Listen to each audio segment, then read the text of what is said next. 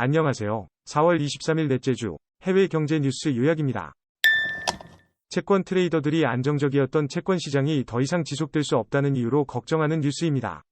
미국 채권 시장에서 대주주인 미국 연방은행, 패드에 의해서 이루어질 가능성이 있는 금리 인상에 대한 우려가 높아졌고, 이번 주에는 개인 소비 지출에 대한 지표가 발표될 예정입니다. 다음은 폴란드 뉴스입니다. 폴란드 국민당 대표인 카치뉴스키는 인플레이션 압력을 극복하여 경제를 해치는 대응을 피했으며, 향후 몇 달간 인플레이션이 감소할 것으로 전망됩니다.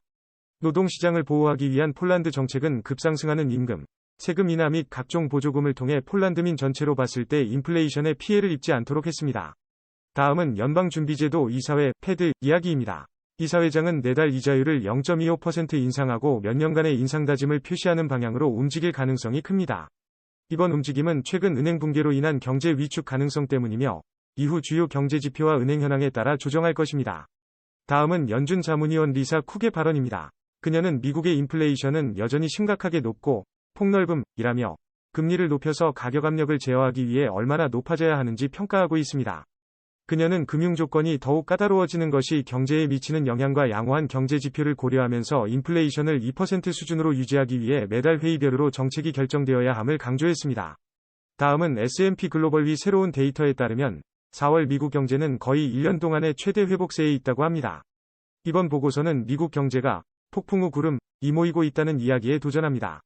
S&P 글로벌 경제활동 조사 보고서는 4월 경제활동이 지난 봄 이후 가장 빠르게 증가한 것으로 나타났습니다.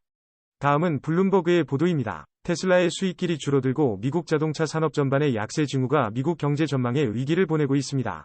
자동차 업종의 주식도 최근 10% 하락하였으며, 경기 침체가 발생하면 소비자들이 대규모 구매를 미루는 것으로 알려져 있습니다.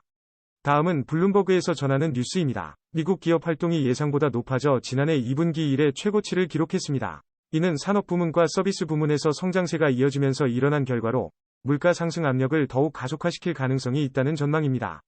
연방준비제도 이사회는 이에 대한 조치로 다음 달에 이자율을 한 번 더 인상할 것으로 예상되고 있습니다. 다음은 미국 주요 도시 대부분의 시장에서 주택 문제가 가장 큰 난제라는 내용의 뉴스입니다. 이번에 열린 매니노 서베이 오브 메이어스에서 물음이 U.S. 시티즈에 대한 것이었지만 118명이 시장 중 81%가 주택 문제를 최우선으로 하고 있다고 응답했습니다. 인플레이션과 급증한 이자율로 인해 주택 시장이 불안정하기 때문입니다. 다음은 일본의 소비자 물가가 예상치를 상회하는 뉴스입니다. 높아진 물가에 대해 일본은 방사선 오염 사고 이후 처음으로 증시가 급락한 만큼 경제 측면에서도 중요한 이슈입니다. 뉴스에서는 특히 주로 식품의 가격이 증가하고 있는 것으로 언급하였습니다. 다음은 미국 연방준비은행이 은행계 파문이 일어나는 가운데 이자율 인상에 대한 인식을 밝힌 뉴스입니다. 5월 2에서 3일 회의에서 5.1%로 인상할 것으로 기대됩니다. 이는 일부 투자자들이 연말에 이자율 인하를 예상하는 것과 대조적입니다. 그럼 이번 주 요약을 마칩니다. 감사합니다.